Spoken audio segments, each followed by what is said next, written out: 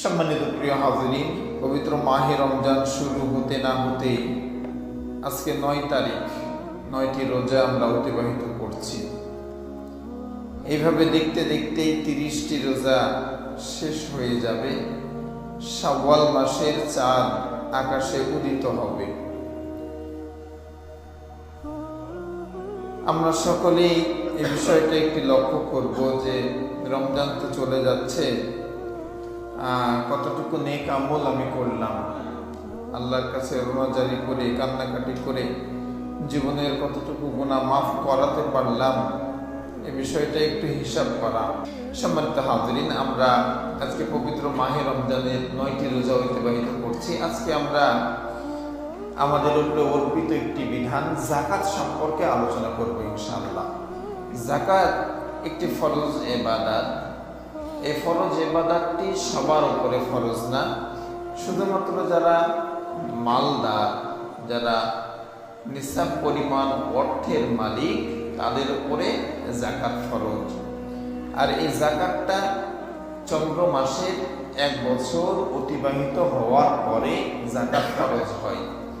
আপনার কাছে যে টাকাটা আসছে, যে টাকা আছে, ব্যাংকে আছে বা স্বর্ণ কিনেছেন বা বাড়িতে যে টাকাটা আছে, যাকাতের অর্থ এটা যখন 1 বছর অতিবাহিত হয় তখন আপনার উপরে যাকাত ফরজ হয়। 1 বছরের আগ পর্যন্ত এই টাকার যাকাত দেওয়ার প্রয়োজন নাই। তো এখন যাকাত কতটুকু অর্থ থাকলে আমাদেরকে দেওয়া লাগবে, কতটুকু অর্থ, কয় টাকা থাকলে আমাদেরকে যাকাত দেওয়া লাগবে? এখানে হাদিসের ভাষ্য অনুযায়ী 7.5 ভরি সোনা বা 52.5 ভরি রূপা বা এর সমান টাকা যদি আমাদের থাকে তাহলে আমাদের উপরে যাকাত ফরজ হবে। ব্যাখ্যা স্বরূপ বিস্তারিত বলি। ধরেন যে আমার কাছে সোনা আছে 50,000 টাকা, রূপা আছে 10,000 টাকা, নগদ টাকা আছে 77,000। এই সব মিলিয়ে যদি আমার কাছে নেশাব পরিমাণ টাকার মাল আর টাকা থেকে থাকে তাহলে আমার উপরে যাকাত ফরজ হয়ে যাবে। এই বছরে রাজশাহীর জন্য 1,31,250 টাকা, 1,31,250 টাকা যদি কারো কাছে থাকে 1 বছর যাবত, মানে 1 বছর আগে আপনার কাছে এই টাকাটা আছে, 1,31,250 টাকা 1 বছর যাবত আপনার কাছে আছে। শুধু অর্থ না, ধরেন যে সোনা আছে, এর মধ্যে কিছু কিছু রূপা আছে, কিছু ব্যাংকে টাকা আছে, কিছু বাড়িতে নগদ টাকা আছে, এই সব মিলিয়ে যদি 1,31,250 টাকার মাল টাকা থাকে তাহলে আপনার উপরে যাকাত ফরজ হয়ে যাবে। আপনার কাছে 1,31,000 টাকা থাকলে যাকাত দেওয়া লাগবে। এখন আপনার ঋণ আছে 50,000 টাকা, এই 50,000 মাইনাস করলে আপনার উপরে যাকাত আর ফরজ থাকবে না। কিন্তু আপনার কাছে আছে 2 লাখ টাকা, 2 লাখ টাকার মধ্যে 50,000 টাকা ঋণ আছে, যদি বাদ দিয়ে দিন তাহলে 1,31,000 থাকে না? সে সময় আপনার উপরে যাকাত ফরজ হবে। এক কথায় আপনার যে ঋণ আছে, ঋণ করেছেন, এই ঋণের টাকা বাদ দেওয়ার পরে যদি 1,31,000 টাকা আপনার কাছে থাকে তাহলে আপনার উপরে যাকাত পরিশোধ করতে হবে, যাকাত দিতে হবে। এখন আপনি যাকাত কয় টাকা দিবেন? শতকরা 2.5 টাকা, 100 টাকাতে 2.5 টাকা হারে আপনাকে যাকাত দেওয়া লাগবে। 1 লাখ টাকাতে 2,500 টাকা যাকাত আসবে। এখন এই যাকাতটা কাকে দিব, কারা যাকাত পাবে, এই যাকাত কারা পাবে, এ সম্পর্কে সূরা তাওবা 60 নম্বর আয়াতে আল্লাহ বিস্তারিত আলোচনা করেছেন যে এখানে কে কে যাকাত খেতে পারবে।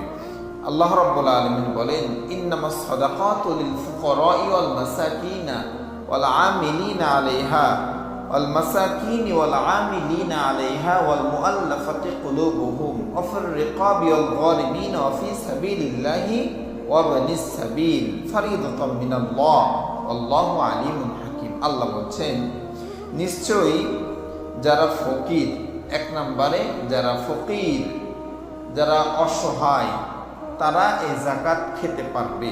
অল মাসাকিন, যারা মিসকিন, একবারে নিঃস্ব, কিচ্ছু নাই, মানে শরীরে যে পোশাক আছে এটাই শেষ সম্বল, কিছুই নাই। ফকির মানে চলার মতো কিছু আছে, থাকার মতো জায়গা আছে, একে বলা হয় ফকির। আর মিসকিন মানে একবারে নিঃস্ব, কিচ্ছু নাই। তো এক নম্বরে ফকির, 2 নম্বরে মিসকিন, 3 নম্বরে ওয়াল আমিলিনা আলাইহা, এই যাকাতের অর্থ যারা আদায় করে, ওই আদায়কারী এই যাকাতের অর্থ গ্রহণ করতে পারবে। এটা ইসলামিক রাষ্ট্রের জন্য প্রযোজ্য, যেহেতু আমাদের রাষ্ট্রে যাকাত তো কালেক্ট করা হয় না সরকারিভাবে।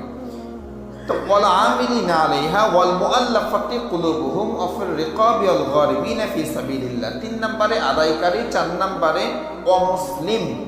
আপনার এলাকায় যদি কোনো অমুসলিম থাকে, সে যদি ইসলাম গ্রহণে আগ্রহী হয়, তার কথাবার্তা দেখে যদি আপনার মনে হয় যে তাকে যদি হেল্প করা হয়, তার পাশে যদি দাঁড়ানো হয়, যাকাতের কিছু অর্থ তাকে যদি দেওয়া হয়, সে ইসলামের সৌন্দর্য দেখে ইসলাম গ্রহণ করতে পারে, এমন যদি আপনার কাছে মনে হয়, তাহলে আপনি অমুসলিমকেও যাকাত দিতে পারবেন। 5 নাম্বার, দাস মুক্তির জন্য যাকাত দিতে পারবেন, দাস মুক্তি। 6 নাম্বার, ঋণগ্রস্ত ব্যক্তি, যারা ঋণে বোঝা মাথায় নিয়ে আছে, অনেক ঋণে জড়িত ব্যক্তি, তাদেরকে আপনি ঋণ পরিশোধের জন্য যাকাত দিতে পারবেন। 7 নাম্বার, যারা আল্লাহর রাস্তায় সংগ্রাম করে, যারা আল্লাহর রাস্তায় দিন ইসলাম কায়েম করে বা দিন গ্রহণ করে, মাদ্রাসা তলবে আইলেম যারা আছে, মাদ্রাসা লিল্লা বোর্ডিং যেগুলো আছে, এসব জায়গাতে আপনি এই যাকাতের অর্থ দিতে পারবেন। তবে হ্যাঁ, এটা মনে রাখবেন, সাধারণ যে ফান্ড আছে মাদ্রাসার, অর্থাৎ বিল্ডিং, বিদ্যুৎ বিল বা হুজুরদের বেতন বা আনুষঙ্গিক যে কাজগুলো আছে, এই কাজের জন্য যাকাতের টাকা দেওয়া যাবে না। শুধুমাত্র যারা তলবে ইলম, গরিব ছাত্র, এতিম ছাত্র, খাবারের জন্য যে টাকা, লিল্লা ফান্ডে যে টাকা, এই লিল্লা ফান্ডে যাকাতের টাকা দেওয়া যাবে, সাধারণ ফান্ডে যাকাতের টাকা দেওয়া যাবে না। সর্বশেষ 8 নাম্বার, যারা মুসাফির, মুসাফিররত, সফররত অবস্থায় যারা থাকে মুসাফির, তাদেরকে আপনি এই যাকাতের টাকা দিতে পারবেন। এই 8টি খাতে আমরা যাকাতের টাকা দিব ইনশাআল্লাহ। তাহলে আমরা জানলাম যে যাকাত কাদের উপরে ফরজ। বর্তমানে এই সময়ে বাংলাদেশে আমাদের আর্থিক অবস্থা বা রাজশাহীর জনগণের জন্য 1,31,250 টাকা যদি কারো কাছে থাকে, আর এটা যদি 1 বছর অতিবাহিত হয়, 1 বছর ধরে আছে, তাহলে আপনাকে যাকাত দিতে হবে। আর যাকাত কত হারে দিতে হবে? শতকরা 2.5 টাকা হারে। আর যাকাত কারা পাবে? 8 শ্রেণীর মানুষ যাকাত পাবে, এটা আমরা জানলাম। এই যাকাত কালেকশনের দায়িত্ব মূলত সরকার প্রধান নেবে, এই যাকাতটা কালেকশন করবে। এটা উত্তম, এটা ভালো। ইসলামিক রাষ্ট্র যেগুলো আছে, বিশেষ করে মধ্যপ্রাচ্যের যে রাষ্ট্রগুলো আছে, এসব রাষ্ট্রে সরকারিভাবে যাকাত কালেক্ট করা হয়, আবার সরকারিভাবে এটা বন্টন করা হয়। যে যাকাত দিবে সে সরকারি নিয়মে ব্যাংকের মাধ্যমে যাকাতের অর্থ দিয়ে দিবে, আর যারা যাকাত গ্রহীতা, যারা যাকাত পাবে, তারাও ব্যাংকে যে তাদের কার্ড দেখিয়ে যাকাত উঠিয়ে নিয়ে আসবে। এটা হলো কোরআনের আইন, কোরআনের নিয়ম। এতে লাভ কি? এতে এমন একটি লাভ আছে, শুনলে আশ্চর্য হবেন যে এই যে যাকাত যদি সরকারি হারে সরকার এটাকে কালেক্ট করে, তাহলে মানুষ একমাত্র আল্লাহর সামনেই তার মাথাকে নত করবে, আল্লাহকেই শুধু রব বলে স্বীকার করবে। মানে এত সুন্দর একটা সিস্টেম যে আপনি যদি কারো কাছ থেকে যাকাতের 100 টাকা নেন, 1000 টাকা নেন, 200 টাকা নেন, তাহলে যতদিন তাকে আপনি দেখবেন, তাকে দেখার পরে লজ্জায় আপনার মাথাটা নত হয়ে যাবে। আপনার মনের মধ্যে একটা লজ্জা কাজ করবে, অপমান বোধ কাজ করবে। আর যদি এটা সরকার কালেক্ট করে তাহলে সব টাকা এক জায়গাতে আসবে, সবার টাকা এক জায়গাতে আসলো, কার টাকা আসলো কোথায় আসলো কেউ জানবে না, আর যারা নিয়ে যাবে তারাও বুঝবে না আমি কার টাকা নিলাম। আল্লাহ রাব্বুল আলামিন চান যে তার সকল গোলাম শুধুমাত্র তার সামনে মাথা নত করুক, দুনিয়ার আরেক কোনো গোলামের সামনে মাথা নত করুক, অন্য কোনো গোলামকে দেখে লজ্জিত হোক, এটা আল্লাহ চান না। এজন্য কোরআনে আল্লাহ আদেশ করেছেন, আল্লাযীনা ইম্মাক্কান্নাহুম ফিল আরদি আকামুস সালাহ ওয়া আতাউয যাকাত। যখন আমি কাউকে রাষ্ট্র ক্ষমতা দিব তাদের চারটি কাজ। আকামুস সালাহ, তারা নামাজ প্রতিষ্ঠিত করবে, ওয়া আতাউয যাকাত, যাকাত কালেক্ট করবে, ওয়া আমারু বিল মারুফ, সৎ কাজে আদেশ করবে, ওয়া নাহাউ আনিল মুনকার, অসৎ কাজে মানুষকে বাধা দেবে। এটা কাদের ডিউটি ভাই? যারা রাষ্ট্রপ্রধান হবে, যারা রাষ্ট্র পরিচালিত করবে, এই চারটা দায়িত্ব আল্লাহ তাদেরকে দিয়েছেন। আল্লাযীনা ইম্মাক্কান্নাহুম, আল্লাহ আদেশ করেছেন যে আমি যাদেরকে রাষ্ট্র ক্ষমতা দিব এই চারটা কাজ তারা করবে। আমরা আশা করব যেন আমাদের দেশে এই যাকাতটা রাষ্ট্রই কালেক্ট করে, যেন আমাদেরকে নিজ হাতে দেওয়া না লাগে। এতে আমাদের জন্য কল্যাণ, এতে আমাদের লাভ হবে। আর সরকার যদি কালেক্ট করে যাকাত, তাহলে এটা আমরা পুঙ্খানুপুঙ্খ দিতে পারবো। আমার অর্থের হিসাব সরকার নেবে, আমি ক টাকার মালিক, আমার কোন কোন সম্পত্তি এই যাকাতের মধ্যে আসবে, এগুলো সব হিসাব বের করে সে পুঙ্খানুপুঙ্খ নিতে পারবে।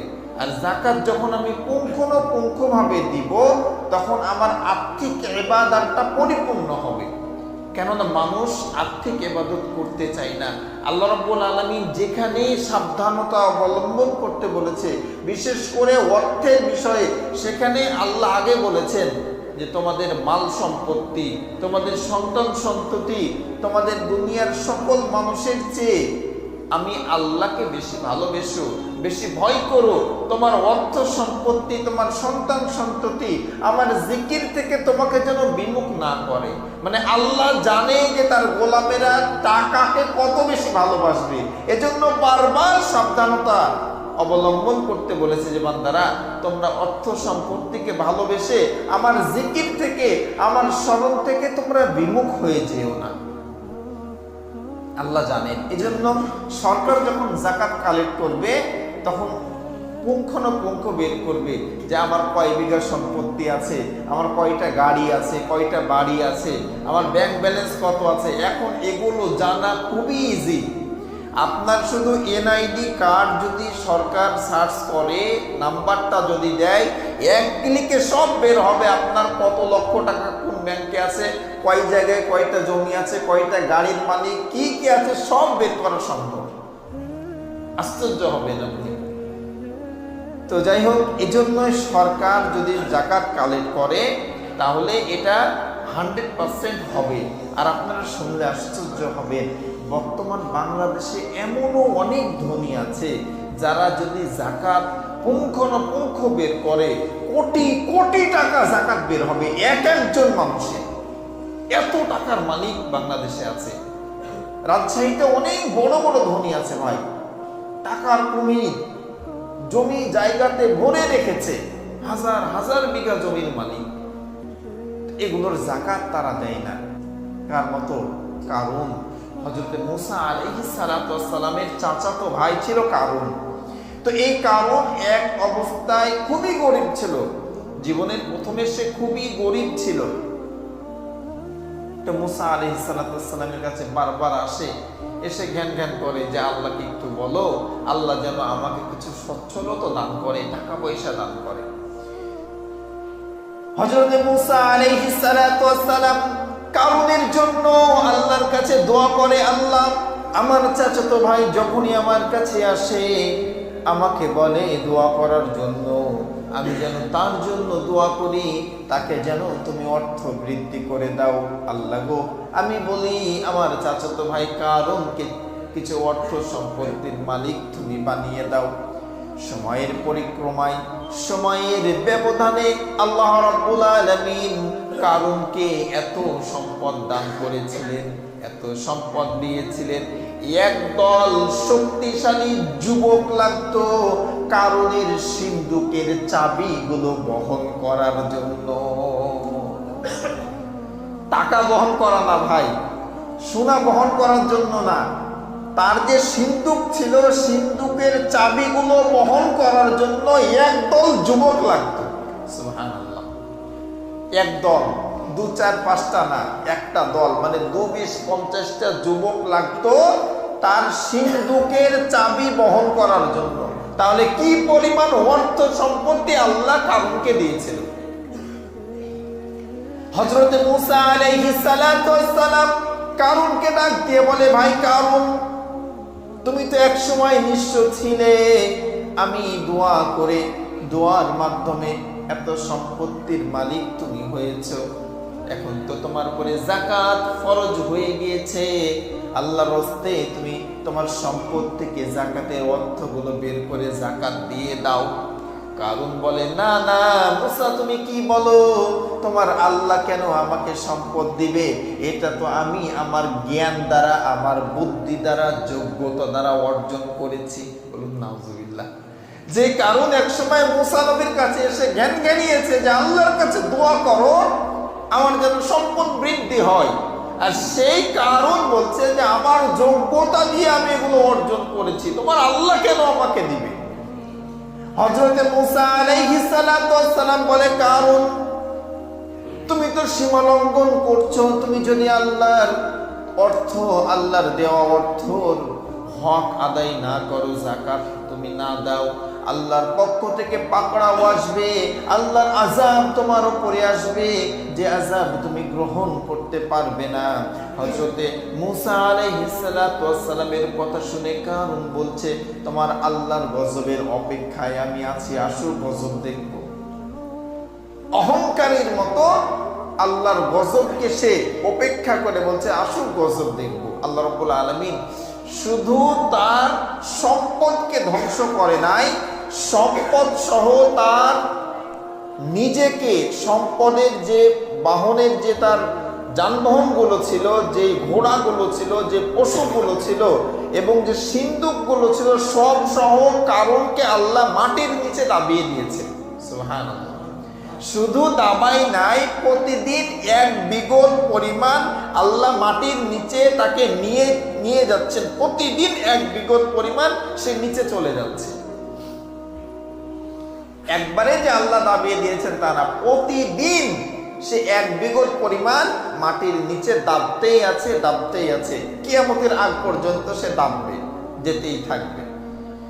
এজন্য ভাই, আল্লাহ তো আমাদেরকে অর্থ সম্পত্তি দিয়েছেন, আল্লাহ তো সব কর্নেওয়ালা।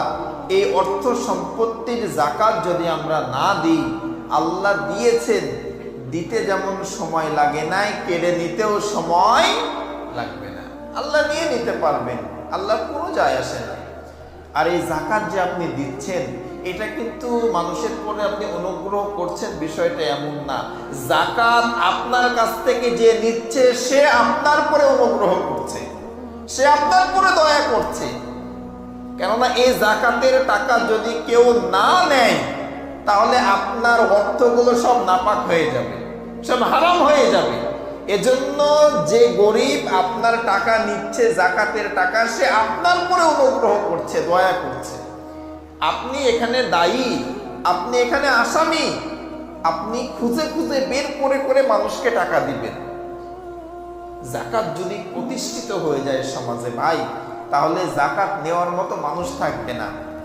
এই যে যাকাত যে একটা বোঝা, এটা বোঝানোর জন্য সেই সোনালী যুগের একটি ঘটনা বলি। একজন মানুষ একটা পোটলা, টাকার পোটলা হাতে নিয়ে ঘুরছে, যাকাতের অর্থ। এই যাকাতের অর্থ কাকে দিবে খুঁজতে খুঁজতে 7 দিন পার করে দিয়েছে, কিন্তু কোনো মানুষ পায় নাই। কাকে দিবে, মানে সবাই ধনী, দেওয়ার মতো মানুষ নাই। 7 দিন পরে একজন মানুষকে দেখছে যে গাছতলায় বসে আছে, গায়ে ময়লাযুক্ত কাপড়, হাতে একটা টুপলা নিয়ে, একটা ব্যাগ নিয়ে বসে আছে।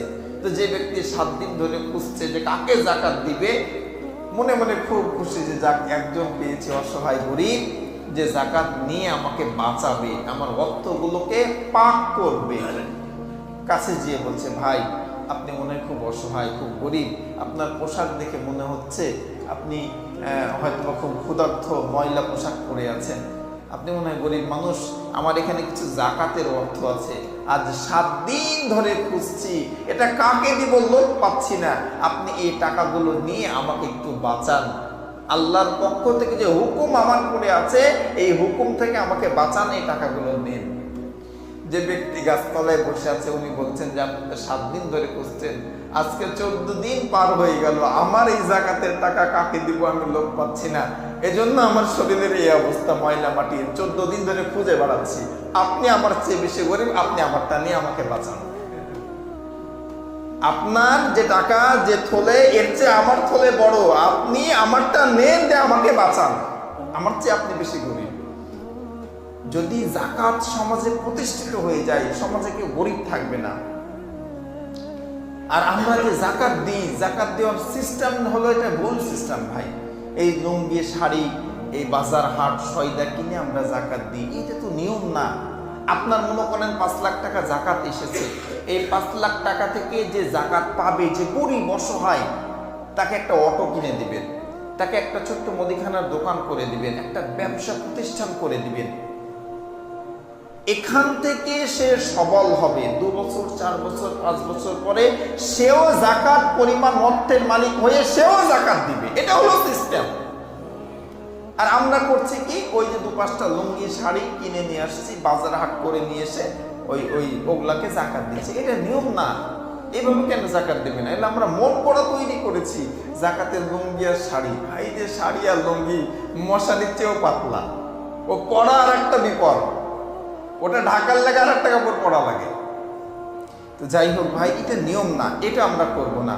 আমরা আমাদের যে অর্থ আছে, আমি খাতা কলম নিয়ে বাসায় বসবো, আমার ব্যাংক ব্যালেন্স কত আছে, আমার বাড়িতে কয় টাকা আছে, আমার বোর কয় ভরি স্বর্ণ আছে, আমার ব্যবসার পণ্য কতটুকু আছে, সব ক্যালকুলেটারে বের করবেন, এর অর্থ কতটুকু, কয় টাকা হচ্ছে বের করে 2.5 টাকা হারে যাকাত বের করবেন আলাদা করে দিয়ে, এই টাকাটা মানুষকে দিবেন না। আপনি কোনো বাজার করবেন না, শাড়ি লুঙ্গি দিবেন, এটা কোনো লাভ নাই ভাই, কোনো ফায়দা নাই।